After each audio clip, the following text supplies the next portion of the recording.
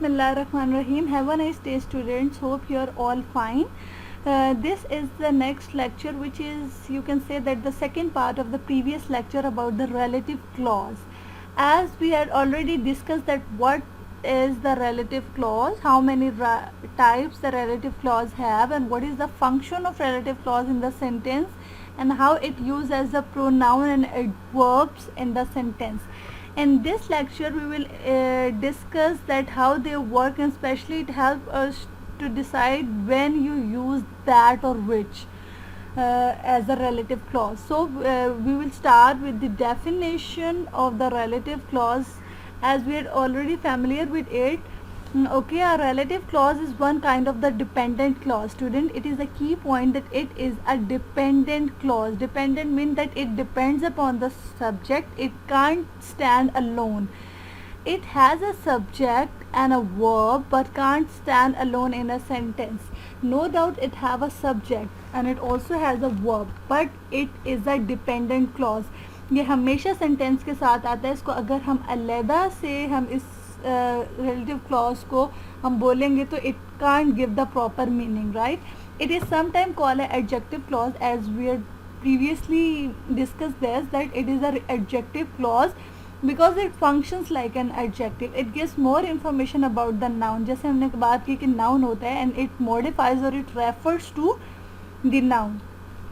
A relative clause always begin with the relative pronoun, which substitute for the noun, a noun phrase, a pronoun, and when the sentences are combined. So relative clause are always begin with the pronoun, like the girl whose dress. So whose refers to which, the girl. So it is a relative pronoun. When it is substitutive for a noun. Noun की जगह भी आप लगा सकते हो, noun phrase की जगह भी लगा सकते हैं. noun जब हम दो sentences को combine करते हैं तब भी हम ये relative clause लगाते हैं. Clear? Yes. The relative pronoun. Now here are some relative pronouns. People stands for people. Always, who, जब ये और किसके लिए ये ज़्यादा यूज़ हो रहे हैं. ठीक है. फिर आता है whom. whom भी people के लिए यूज़ होता है, लेकिन it is used for object noun. पहले था subject noun के लिए him, her, us and them. whose use होता है, ये people के लिए भी यूज़ होता है और ये things के लिए भी यूज़ होता है. ठीक है. ये possessive nouns होते हैं whose, जैसे his, hers, ours, theirs, like this. that both के लिए यूज़ होता है and can be used for either subject और object. के subject के लिए भी यूज़ हो सकता है, ये object के लिए भी यूज़ हो सकता है. and it can only be used in restrictive relative pronoun. के अभी मैं नीचे हम पढ़ेंगे restrictive relative pronoun क्या होते हैं, फिर आपको समझ आ जाएगी कि that का function क्या है. ठीक है. and which is used only for things which can be used for either subject and object. Clear? Now, and it can also be used in a non-restrictive relative clause.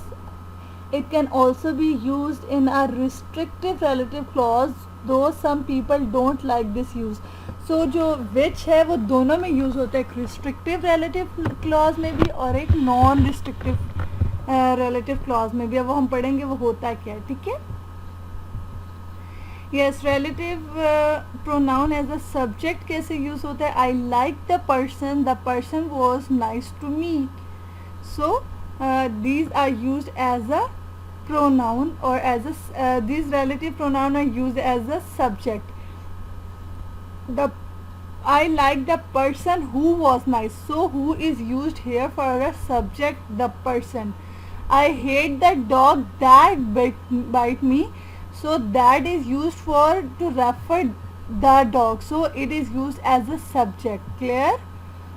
I am moving to Louisville, KV, which is home to the Muhammad Ali Museum. So which it refers to the subject, right?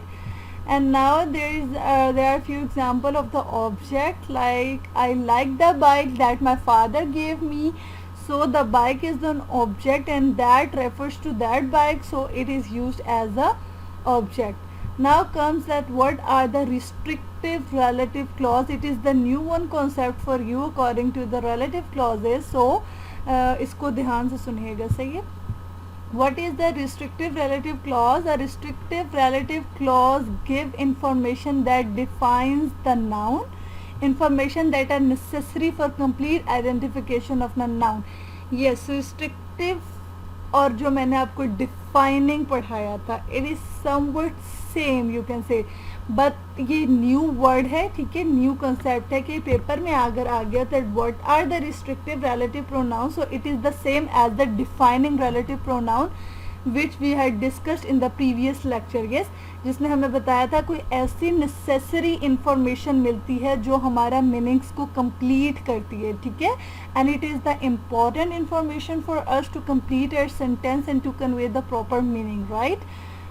Use that or which for the non-human nouns and that or who for the human nouns. Do not use commas. Yes, जैसे मैंने पहले बताया था कि ये important information होती है, इसमें कॉमा नहीं लगाते, ये सेंटेंस की कंटिन्यूएशन में ही आता है और इसमें दो वर्ड ज़्यादा यूज़ होते हैं. दैट और विच लगा रहे हो तो it is use for the non human noun, right, और अगर आप दैट और हु लगा रहे हो तो वो ह्यूमन नाउन के लिए यूज़ होगा, ठीक है.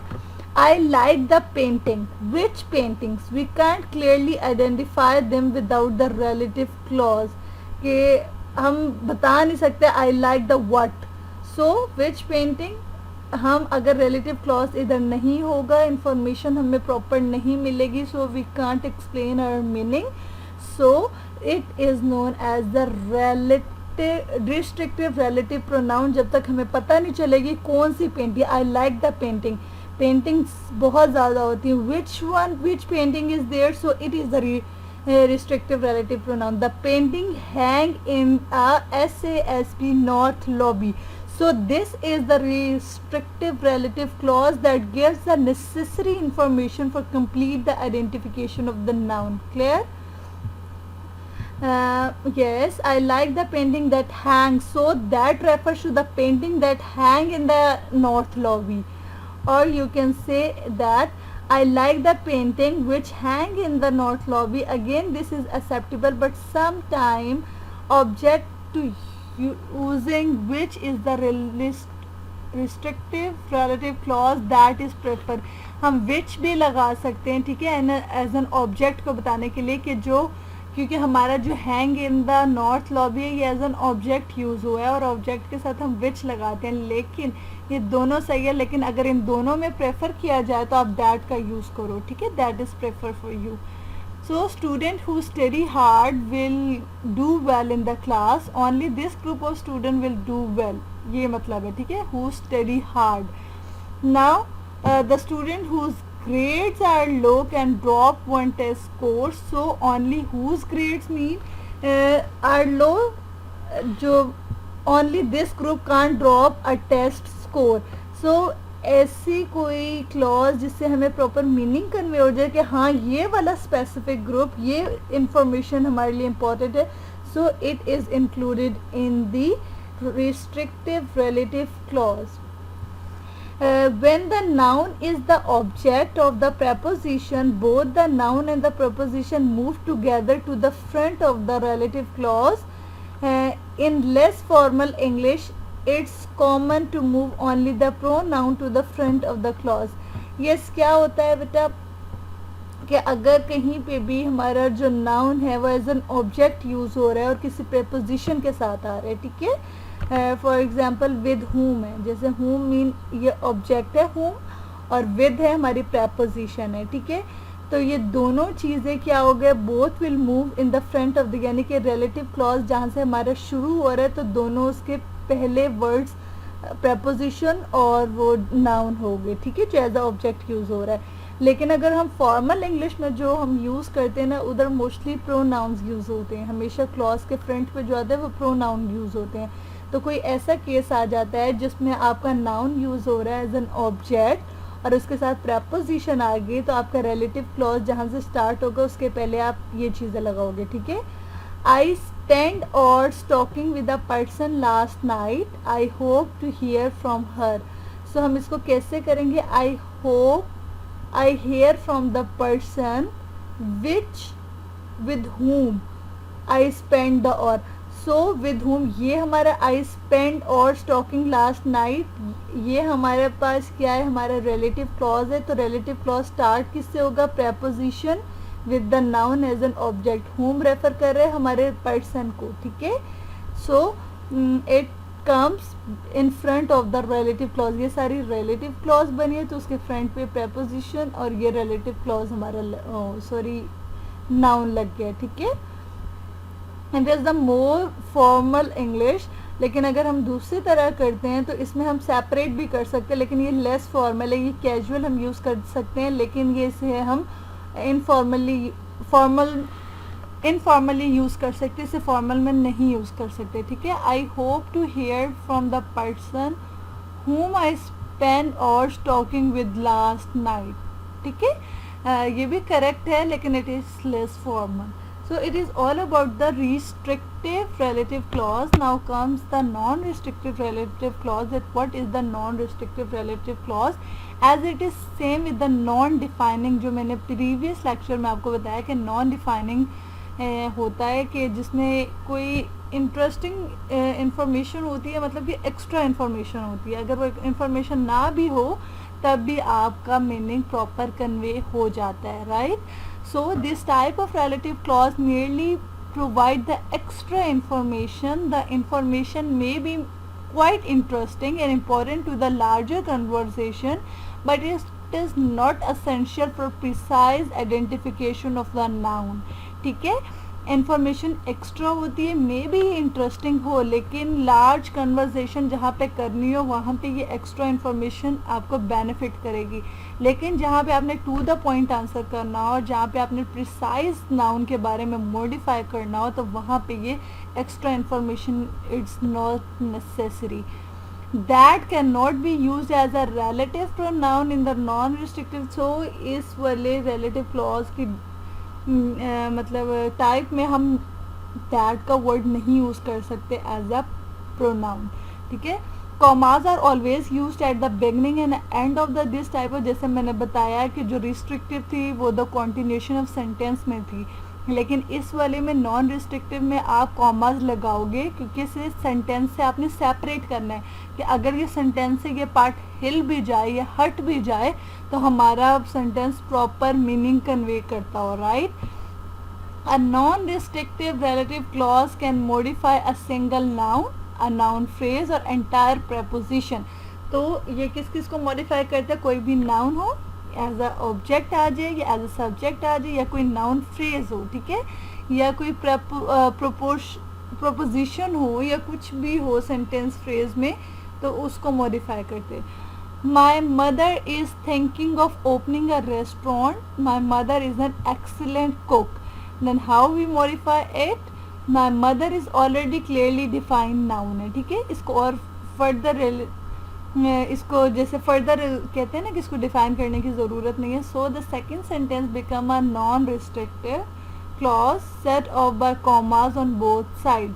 माई mother who is excellent cook.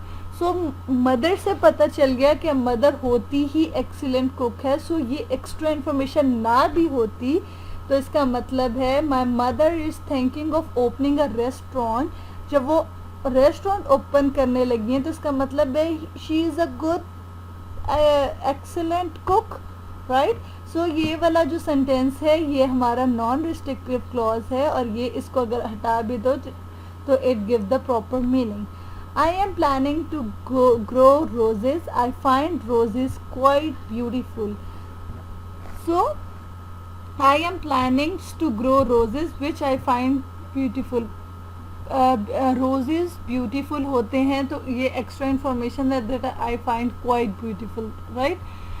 Not okay, I am planning to grow roses that I find. So that का वर्ड हम नहीं लगाते तो इट्स अगर ऐसा आप सेंटेंस बनाओगे कि आप दैट के साथ लगा रहे हो तो वो आपका करेक्ट नहीं होगा, ठीक है। आपने विच यूज़ कर सकते हो, that is not used for that का word it is not used in the restrictive relative pronoun clause.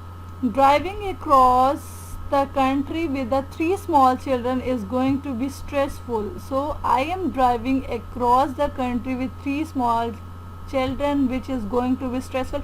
Yes, हमें पता है कि small it is difficult to travel or drive with the small children, so it is a stressful thing, so it is a extra informations. Okay. Now the previous are the two types of the relative clause, as the restrictive and non-restrictive, or you can say that defining and non-defining relative clause. Now here comes that how we reduce the relative clause, how we you can say that omit the relative clause in order to see the what is the difference and what comes an action when we reduce the relative clause. Some types of the relative clause can be reduced. The relative pronoun and maybe other words can be removed. कभी कभी ऐसा होता है कि हमें relative pronoun हम ख़त्म भी कर देते हैं, या कोई ऐसा word होता है जो हमें लग रहा होता है it is not necessary for the sentence, so we omit it. So you might reduce the clause to make your writing more concise and to add sentence variety. तो हम क्या करते हैं, हम उसको omit कर देते हैं, या हमने अपनी writing को concise यानी करना हो, या कुछ हमने बताना हो कि हमारा sentence कुछ अलग सा नज़र आए, so we omit or we reduce such type of words and the clauses, right? We will use the example above that demonstrate how to reduce both the restrictive and non-restrictive clauses. कैसे कर सकते हैं? Restrictive clauses reduce in two ways. Now अब restrictive clause के बारे में मैं बता रही हूँ, जिसके दो तरीके हैं कि कैसे हम इसको remove कर सकते हैं. ठीक है, अगर आ जाता है subject pronoun can be deleted if ing is added to the verb. देखो, अगर कोई भी आपका वर्ब यूज़ हो रहा है, अगर पेंटिंग है, पेंट से पेंटिंग है, इसके साथ ing यूज़ हो रहा है, ठीक है, तो आप क्या करोगे, आपका जो सब्जेक्ट प्रोनाउन है ना, जैसे इधर लगाया हुआ है I like the painting that hang in the north lobby, so जो वर्ब के साथ अगर ing आ जाता है ना, तो आप इसको रिमूव कर सकते हो. आई like the paintings hanging in the SASB north lobby, right. तो आप इसको जब भी एज अ सब्जेक्ट प्रोनाउन को डिलीट करना हो तो कीप इन माइंड कि आपका वर्ब ing के साथ हो. ठीक है, अगर आपने ऑब्जेक्ट प्रोनाउन को डिलीट करना हो तो भी वो यही है, लेकिन उसमें क्या कंपल्शन है कि आपका जो ing नहीं होना चाहिए. ठीक है, ing वर्ब के साथ नहीं है. I like the bike that my father gave me, I like the bike my father gave me, इसमें ing होना नेसेसरी नहीं है. ये तो था रिस्ट्रिक्टिव रिलेटिव क्लॉज को कैसे रिड्यूस करना है. ये दो तरीके थे, as a subject and as an object pronoun. अब नॉन रिस्ट्रिक्टिव रिलेटिव क्लॉज को रिड्यूस करने का क्या तरीका है. Subject pronouns will with be verb can be deleted in the non restrictive clause. So I am moving to Louisville KV, which is home to the Muhammad Ali Museum.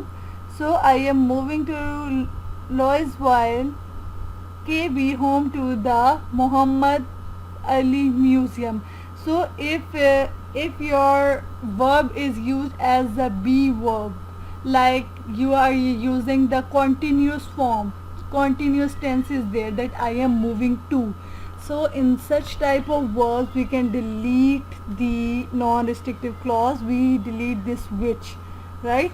Another example is my mother, who is excellent cook, is thinking of opening a restaurant. So thinking of is a continuous tense, so we omit that who is. A mother, an excellent cook, is thinking of opening a restaurant. It is the quite right. Now what comes the next is the subject verb agreement in the relative clause. It is the new thing of this topic, that what is the subject verb agreement. So remember that the relative pronoun is substituting for the noun, which could be a singular or plural before the substituting. The verb in the relative clause must agree with the original noun.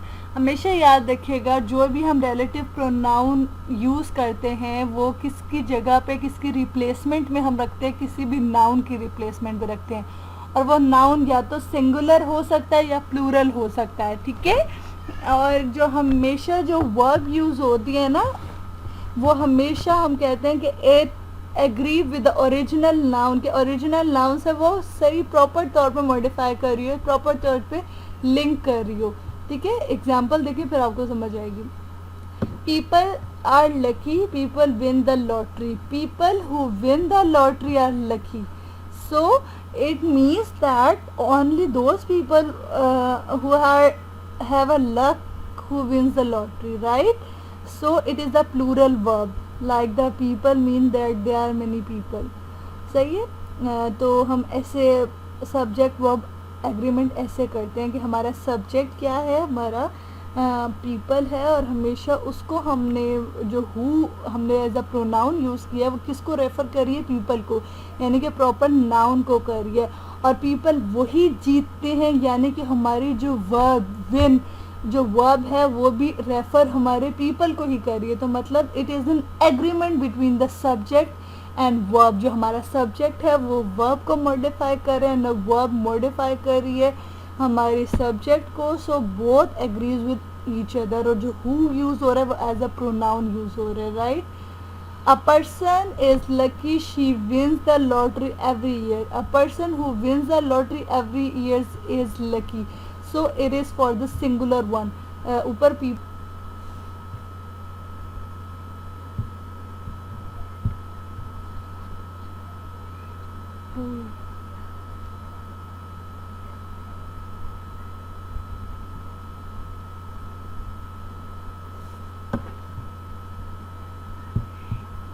इसमें बेटा ये है कि जैसे ही कुछ कभी होता है कि कभी ये सब्जेक्ट और वर्ब ट्रिकी हो जाते हैं, इन द सेंस कैसे हो जाते हैं, कभी हमें सेंटेंस पूरा दिया जाता है और हमें नाउन नहीं पता चल रहा होता है that what is the noun, how we find the noun in कि जिसे हमने रिप्लेसमेंट में एज अ प्रोनाउन यूज़ करना है, ठीक है।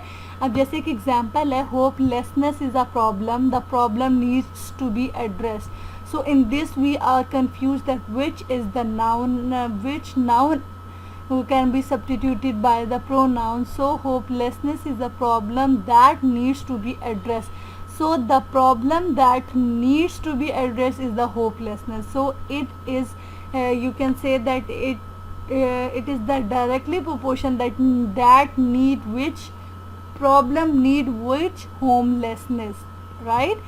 सो इसमें भी अब हमारी जो प्रॉब्लम है वो एज अ सब्जेक्ट, और वो प्रॉब्लम क्या है, होपलेसनेस है, ठीक है, वो हमारी प्रॉब्लम है, ठीक है। दैट नीड्स क्या है, हमारी प्रॉब्लम को नीडेड। सो हमारी वर्ब और सब्जेक्ट इधर भी एग्रीज कर रहे हैं, लेकिन ये ट्रिकी वन हो जाता है कि हमें नाउन की समझ नहीं आ रही होती that which one noun is use is one of the problem.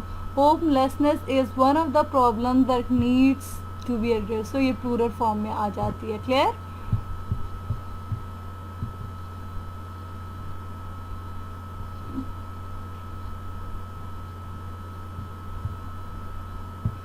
So student, this is all about the relative clause in, you can say, in an organized form, that what is the relative clause, how many types relative clause have, and what is the second name of the types of the relative clause, and what are the reducing relative clause, and what